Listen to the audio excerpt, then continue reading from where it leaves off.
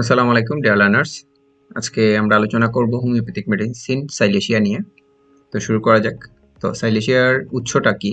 উৎসটা হলো খনিজ উৎস, অর্থাৎ খনিজ থেকে সাইলেশিয়া মূলারিষ্ট মাদার টিনচার করে তার পরবর্তীতে সেগুলো শক্তিস্তর আকারে তৈরি করা হয়েছে। তার মায়াজমটা হলো সুরিক, সাইকোটিক, টিউবারকুলার এবং সিফিলিটিক, অর্থাৎ 4টা মায়াজমের উপরই এই মেডিসিনটা কাজ করে।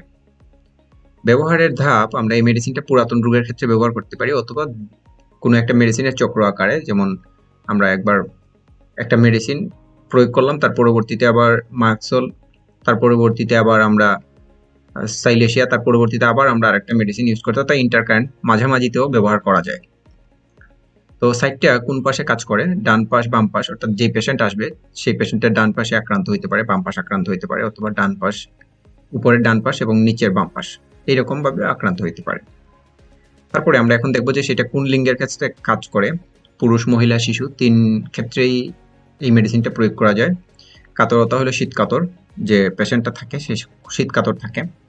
ক্রিয়াস্থলটা হলো পরিশোষণ টিস্যু সমূহ, elastic tissue, cellular, nervous, glands, অশ্রুস্থলী, ফিস্টুলা, অস্থি, মিউকাস মেমব্রেন বা আমরা শৈশিক ঝিল্লি যেটা বলি, চর্ম, এইগুলার উপরে কাজ করে সাইলেশিয়াটা। তো নির্দেশক লক্ষণটা হলো, আমরা কয়েকটা নির্দেশক লক্ষণ দেখব যাতে আমরা আমাদের যে সাইলেশিয়া মেডিসিন আছে সেটা আমরা মনে রাখতে পারি। সাইলেশিয়ার যে পেশেন্ট থাকে তার ধীরতার অভাব এবং সে শীতার্ত, অর্থাৎ আমরা জানি শীতকাতর। মাথায় ও পায়ের তলে দুর্গন্ধ ঘাম, অর্থাৎ তার ঘামটা থাকে দুর্গন্ধযুক্ত মাথায় এবং পায়ের তলে। আবার মাঝে মধ্যে আমরা এমনও পেশেন্ট পাবো যাদের খুব বেশি হাত ঘামে, পা ঘামে, তো তাদেরকে তো একটা চিকিৎসা দেওয়া দরকার। তো ওই ক্ষেত্রে আমরা সাইলেশিয়ার কথাটা মাথায় রাখতে পারি সিমটোমেটিক্যালি যদি আসে। তাপে উপশম, অমাবস্যায় পূর্ণিমায় বৃদ্ধি, টিকাজনিত কুফল, অর্থাৎ টিকা দেওয়ার কারণে যদি কোনো কুফল হয় আমরা জানি, আবার টিকা দেওয়ার কারণে যদি কোনো রোগের উৎপত্তি হয়, মানে কোনো রোগ যন্ত্রণা সৃষ্টি হয়, ওই ক্ষেত্রে আবার আমরা জানি থুজা ব্যবহার করব। এবং নির্দেশক লক্ষণ, সাইলেশিয়া পেশেন্টের শীত শীত ভাব থাকবে, রোগ লক্ষণ রাতে বাড়বে, এগুলা নির্দেশক লক্ষণ।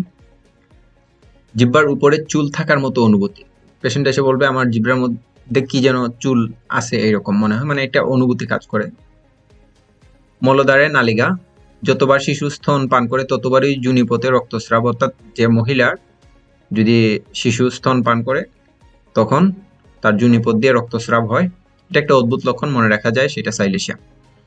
চামড়া অস্বাস্থ্যকর, সামান্য আঘাতেই পেকে উঠে ঘা হয়, এইগুলা নির্দেশক লক্ষণ সাইলেশিয়ার। তো মানসিক লক্ষণটা আমরা একটু দেখি। শিশু বুদ্ধিমান থাকবে, মায়ের দুধে অনিচ্ছা, অর্থাৎ শিশু মায়ের দুধ খেতে যাবে না, বমি হবে। অত্যানুভূতিযুক্ত, দুর্বল, ভালো আচরণ মার্জিত, তৎসহ অর্থাৎ তার সাথে একগুঁয়েমি স্বভাব থাকবে। ভীরু, শুধু মায়ের কথায় উত্তর দেয়। কোনো ধারণা জন্মিলে তা দূর হয় না, যে কোনো একটা ধারণা যদি তার মনের মধ্যে তৈরি হয় সেটা কখনো দূর হয় না। আরেকটা অদ্ভুত লক্ষণ আছে, সাইলেশিয়ার যে পেশেন্ট সে সব সময় আলপিন খুঁজতে থাকে, আবার আলপিন খুঁজে এবং এগুলা গুনে হাত দিয়ে গুনতে থাকে, কিন্তু সেইগুলা ভয় পায়। ঠিক আছে, আচ্ছা। মানসিক লক্ষণের মধ্যে আরো আছে, অপরের বশ্যতা স্বীকার করে, নম্র, লজ্জা অথবা ভীরু কিন্তু কাপুরুষ নয়, অর্থাৎ সে যে কোনো একটা কাজ করে ফেলছে তখন তাকে জিজ্ঞেস করা হলো তুমি কি এটা করছো, অর্থাৎ সে এটা কিন্তু বলে দেয় বা স্বীকার করে ফেলে, এবং নম্র, লজ্জা থাকে এবং ভীরু প্রকৃতির, এবং কিন্তু কাপুরুষ নয়। জনগণের মধ্যে কথা বলতে ভয় পায়। ঠিক আছে, অর্থাৎ সাইলেশিয়ার যে পেশেন্ট সে জনগণের সামনে বা অনেক লোক সমাগমে কথা বলতে চায় না। মানসিক দুর্বলতা হতে দিব্য দৃষ্টি, অস্থিরতা, চঞ্চলতা, সামান্য শব্দে চমকে ওঠে, যে কোনো ধরনের শব্দ হইলে তার সামনে সে চমকে ওঠে। মূল বক্তব্যটা যদি আমরা দেখি যে সাইলেশিয়ার যে পেশেন্টটা, তার পায়ের তলায় ঘাম চাপা পড়ে যাহা দুর্গন্ধযুক্ত, অর্থাৎ পায়ের তলায় আবার চাপা পড়ে যদি আবার জ্বর হয়, ওই ক্ষেত্রে আমরা সাইলেশিয়া ব্যবহার করতে পারি। মাংস পচা গন্ধের মতো পায়ের পাতা, মানে তার যে যখন ঘাম হয় তখন তার মাংস পচার মতো গন্ধ করে আর কি। মল কিছুটা বেরিয়ে আবার ভেতরে ঢুকে যায়, অর্থাৎ আবার আমরা জানি যে থুজার পেশেন্ট কি করে, মলটা আঙ্গুল দিয়ে বের করে নিয়ে আসে। আর সাইলেশিয়ার পেশেন্টটা হইলো যে মলটা একটু বের হয় মলদার দিয়ে, তারপর আবার ভিতরে ঢুকে যায়। ঠিক আছে, শরীরের ভেতর থেকে বাহ্যিক কোনো কিছু যেমন মাছের কাঁটা, সূচ বা হাড়ের টুকরা বা বার করতে সাহায্য করে। আমাদের অনেকেরই হাতে পায়ের মধ্যে যে কোনো ধরনের কাঁটা বেঁধে যে মানে অনেক সময় হয়, কি বলবো এটা, প্রবেশ করে আর কি, ইনসিডেন্টলি যে কোনোভাবেই হইতে পারে। তো এটা বের করার জন্য আমরা সাইলেশিয়াটা ব্যবহার করতে পারি। তো সাইলেশিয়া সবচেয়ে একটা মনে রাখার জিনিস, সেটা হলো যে আমরা নিম্ন শক্তি কখনো প্রয়োগ করব না, আমরা উচ্চ শক্তি প্রয়োগ করব, 200 থেকে শুরু করব আর কি মেডিসিনটা, তার পাওয়ার। ওকে, তো জিহ্বার উপর চুল থাকার মতো অনুভূতি, মলদ্বারে নালিকা, যতবার শিশু স্তন পান করে ততবারই যোনিপথে রক্তস্রাব, চামড়া অস্বাস্থ্যকর, সামান্য আঘাতে পেকে যায় এবং ঘা হয়। আচ্ছা, তো রোগগুলো আমরা একটু দেখি যে কোন কোন রোগের ক্ষেত্রে আমরা এগুলো ব্যবহার করব, মানে সাইলেশিয়া মেডিসিনটা। আঙ্গুলহারা, উদরাময়, কান পাকা, তো কান পাকা নিয়ে আমরা বিস্তারিত আলোচনা করব। কুষ্ঠকাঠিন্য, এটা নিয়েও আলোচনা করব। তারপরে ঘাম, এটা নিয়েও আমরা আলোচনা করব। নালীক্ষত, এটা নিয়েও আলোচনা করব। এবং এগুলার ডিটেলস যেগুলা মানে সবচেয়ে বেশি কমন ইউজ হয় আমাদের সাইলেশিয়া মেডিসিন, এগুলা নিয়ে আমরা বিস্তারিত আলোচনা করব, প্রত্যেকটা রোগ নিয়ে আলাদা আলাদাভাবে আর কি। ওকে, তো পরবর্তী স্লাইডে যাই।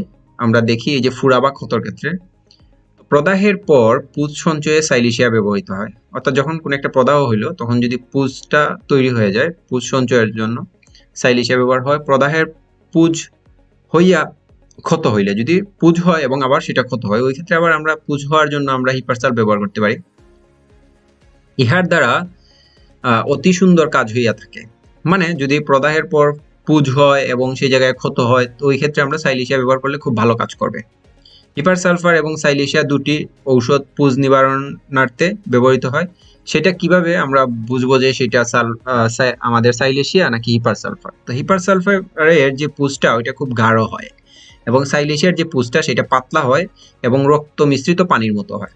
এটা আমরা মনে রাখবো যে হিপার সালফারের যে পুজটা সেটা খুবই গাঢ় হবে এবং সাইলেশিয়ার যে পুজটা সেটা কি হবে, পাতলা কিংবা রক্ত মিশ্রিত। আর যদি কানের মধ্যে বা আমাদের অনেক কান, পুরাতন কান পাকা থাকে, তো এই ক্ষেত্রে ওই যে রক্ত মিশ্রিত পুজ থাকবে, পাতলা থাকবে, পানির মতো থাকবে এবং গন্ধ থাকবে খুব বেশি, ওই ক্ষেত্রে আমরা সাইলেশিয়া ব্যবহার করবো। আচ্ছা যাই, আমরা পরবর্তী স্লাইডে আমরা হয়তো পাবো এই বিষয়ে। তো নালীক্ষত, সাইলেশিয়া শুষ ও নালীক্ষতর একটা মহাপকারী ঔষধ। এই অবস্থায় মার্ক এবং হিপার নিম্ন উচ্চ শক্তি, এবং অর্থাৎ আমরা হিপারের পরে আমরা মার্কসোল, তারপর হিপার, তার পরবর্তীতে যদি আমরা সাইলেশিয়া ব্যবহার করি, এরকম একটা ক্রম অনুসারে যদি আমরা মেডিসিনটা ব্যবহার করতে থাকি, দীর্ঘদিন প্রয়োগ করি, তাহলে আমরা একটা ভালো রেজাল্ট পাবো নালীক্ষতর জন্য। যে কোনো প্রকার শুষযুক্ত ক্ষত, চক্ষুকোণের নালীক্ষত বা গুহদ্বারের বগন্দর আরোগ্য করিতে এই তিনটি ঔষধ উপরোক্ত ক্রমানুসারে বারবার ব্যবহার করা যায়। ঠিক আছে, যে প্রথমে মার্কসোল নিম্ন শক্তি বা উচ্চ শক্তি, হিপারসালফ নিম্ন শক্তি বা উচ্চ শক্তি, এবং উচ্চ শক্তিতে পরবর্তীতে আমরা সাইলেশিয়া, এরকম ক্রমান্বয়ে যদি আমরা ব্যবহার করি কয়েকবার, তাইলে আমরা নালীক্ষতের জন্য অনেক ভালো রেজাল্ট পাবো। ওকে, তো চক্ষুপীড়া, নানা প্রকৃতির প্রদাহ, চোখের পাতায় অঞ্জনি, তৎপার্শ্ববর্তী স্থানে পুজপূর্ণ স্ফুটক এবং চক্ষু কুন্দয়ে পুজস্রাবী নালীক্ষত, তজ্জনিত জ্বালা, সূচ ফুটানো, বেদনা, অতিশয় আলোকে ভীতি ইহার চক্ষুরোগের চরিত্রগত লক্ষণ। ইহা ব্যতীত চক্ষুতে কোনো প্রকার আঘাত প্রাপ্তি হেতু, অর্থাৎ চক্ষুতে কোনো ধরনের যদি আঘাত পায় বা কোনো একটা কিছু প্রবেশ করে, ওইটা বের হচ্ছে কিনা, বা এরকম একটা পুজ তৈরি হয়ে গেল বা পুজপূর্ণ স্ফুটক তৈরি হলো বা পরবর্তীতে সেটা আবার ক্ষত হয়ে গেল, ওই ক্ষেত্রে আমরা আমাদের যে সাইলেশিয়া ওইটা আমরা ব্যবহার করতে পারি। অর্থাৎ মোট কথা, সিফিলিস, দুশোজ আইরাইটিস অথবা ক্রফিউলা ঘটিত টানানিযুক্ত ব্যথা, অর্থাৎ অনেক সময় ব্যথা যদি খুব টানানিযুক্ত থাকে, হ্যাঁ, টান টান ব্যথা থাকবে, এবং অন্য কোনো প্রকার স্ফুটক, তাহাতে প্রায়ই তরল প্রকৃতির প্রচুর রস, পুজ এবং পিচুটি সঞ্চয় হয়, আবার কখনো বা পুজ গাঢ় রক্তাভ বা হরিদ্রাভ বর্ণ হইয়া থাকে। যদি বর্ণটা যদি হলুদ হয় এবং গাঢ় হয়, টানানি ভাব থাকে, ওই ক্ষেত্রে আমরা সাইলেশিয়া ব্যবহার করব চোখের পীড়ায়। ওকে, তো কর্ণরোগে ওই যে বললাম, পুরাতন কান পাকায় যদি পুজ জলবৎ, তরল অথবা কলতানির মতো, অর্থাৎ এক কথায় হলো যে তরল হবে, তরল প্রকৃতির, আর যদি গাঢ় হয় সেটা আমরা সালফার দিতে পারি। আর যখন পাতলা হবে পুজটা এবং পানি মিশ্রিত থাকবে, অনেক সময় দধির মতো বা দইয়ের মতো দেখা যায়, প্রচন্ড গন্ধ থাকবে, ওই ক্ষেত্রে আমরা সাইলেশিয়া ব্যবহার করব। কর্ণপটের আবরণ ছিদ্র হইয়া পুঁজ পড়ে, এই পুঁজ প্রায় গুলের মতো সাদা। যে সকল কান পাকা অনেকদিন হইতে থাকে, কিছুতেই সারে না, তাহাদের পক্ষে আমরা সাইলেশিয়া ব্যবহার করতে পারি। অর্থাৎ পুরাতন কান পাকার ক্ষেত্রে আমরা সাইলেশিয়া ব্যবহার করতে পারি। এই অবস্থায় কাহারও বা বধিরতা, আবার কোনো কোনো রোগীর কানের ভেতর নানা প্রকার শব্দ, যথা অর্থাৎ পেশেন্ট মনে করবে যে তার কানের মধ্যে ট্রেন চলতেছে এরকম একটা সাউন্ড হচ্ছে, বা কেউ গুলি করতেছে, গুলির সাউন্ড যে এরকম হয় ওই রকম সাউন্ড হচ্ছে, অর্থাৎ হিস হুস শব্দ এরকম একটা সাউন্ড সবসময় মনে করবে যে তার কানের মধ্যে হচ্ছে এরকম। তো কানের মধ্যে মানে এটা সে বোধ করবে আর কি, যে পেশেন্ট।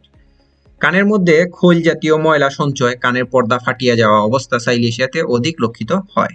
যদি কানের পর্দা ফাটিয়া যায় তো ওই ক্ষেত্রে আমরা সাইলেশিয়া ব্যবহার করতে পারি, অথবা কানের মধ্যে যদি অনেক ময়লা জমে থাকে ওই ক্ষেত্রে আমরা সাইলেশিয়া ব্যবহার করতে পারি। আবার পুরাতন কান পাকা, পুঁজটা পাতলা হবে, দুর্গন্ধযুক্ত হবে এবং দধির মতো হবে, অথবা পানির মতো পাতলা হবে, এরকম হইলে আমরা সাইলেশিয়া ব্যবহার করব। সাইলেশিয়া মানে কর্ণরোগে, অর্থাৎ মানে পুরাতন কান পাকায় সবচেয়ে বেশি ইউজ হয়, এটা মনে রাখবেন। তো ঘাম বললাম, হাত পা যে কোনো জায়গায় অনেক বেশি, অনেকে দেখবেন যে সারাদিনটা 24 ঘন্টা ঘামতেছে, ঠিক আছে, সমস্ত শরীরে প্রচুর ঘাম থাকে। ঘা মাথা এবং মানে গায়ে আর কি, যেটা মাথা ও কানের ঘামে অত্যন্ত দুর্গন্ধ, ঘামের টক গন্ধ, অর্থাৎ গন্ধটা থাকবে টক, ঠিক আছে। পরিশ্রমে বা দুপুরে রাতের পর ঘামের বৃদ্ধি, পায়ে দুর্গন্ধযুক্ত অম্ল গর্ম, পায়ের ঘাম বসিয়া গিয়া জ্বর হইলে সাইলেশিয়া। অর্থাৎ বললাম যে বারবার যে পায়ের ঘাম থেকে যদি পায়ের ঘাম থেকে যদি মনে ঠান্ডা লাগে, যদি জ্বর হয়ে যায়, সেই ক্ষেত্রে আমরা সাইলেশিয়া ব্যবহার করতে পারি। ওকে, তো আমরা কয়েকটা মন্তব্য দেখি যে সাইলেশিয়া মেডিসিন কখন কিভাবে কিরকম ভাবে আমরা ব্যবহার করব। সাইলেশিয়া শরীরের মধ্যে গভীরভাবে কার্য করে এবং ইহার ক্রিয়া বহুদিন পর্যন্ত স্থায়ী হয়, সেই জন্য ইহা পুনরায় প্রয়োগ করা উচিত নহে। অর্থাৎ আমরা সাইলেশিয়াটা পুনরায় মানে বারবার আর কি পুনরায় আমরা সেটা ব্যবহার করব না। নিম্ন শক্তির 2-1 মাত্রা প্রয়োগ করিয়া ধৈর্যের সহিত অপেক্ষা করিলে সন্তোষজনক ফল পাওয়া যায়। এখানে আরো একটি কথা স্মরণ রাখিতে হইবে যে কোন হোমিওপ্যাথিক ঔষধ প্রয়োগ করিয়া উপকার আরম্ভ হইলে যতদিন পর্যন্ত উপকার হইতে থাকিবে ততদিন পর্যন্ত ঔষধ বন্ধ রাখিতে হইবে এবং অতি সাবধানতার সহিত বিলম্বে ঔষধ প্রয়োগ করা উচিত। কেননা একমাত্রা ঔষধের ক্রিয়া শেষ হইতে না হইতে পুনরায় ঔষধ প্রয়োগ করিলে হয় আর উপকার হয় না, নতুবা পীড়া বৃদ্ধি হইয়া থাকে। আচ্ছা, মাঝে মধ্যে আমরা যখন মেডিসিন বা কোনো ঔষধ প্রয়োগ করি, পেশেন্টকে দেখা যাইতেছে যে পেশেন্টের তার যে যন্ত্রণা সেটা বৃদ্ধি পাচ্ছে অথবা সেটা উপশম হচ্ছে, তখন যদি বৃদ্ধি পায় বা উপশম হয় তখন আমরা বুঝতে পারবো যে আমরা সঠিক মেডিসিন সিলেকশন করতে পেরেছি, ঠিক আছে।